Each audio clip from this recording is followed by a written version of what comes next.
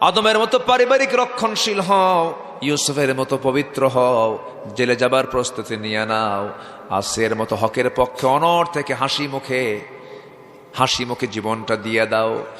আবু বকরের মতো দৃঢ়চেতা হও, ওমরের মতো সাহসী হও, ওসমানের মতো ধৈর্যশীল হও, আলীর মতো লড়াকু-বীর হও। সকল বিজয় তোমার হাতে আল্লাহ পাক তুলে দিবেন। আমাদের সব আছে না নাই? আমাদেরকে দূরে যাওয়া লাগবে কোথাও? সব তো আছি আমাদের। কষ্ট হচ্ছে আপনাদের। আমার বন্ধুগণ,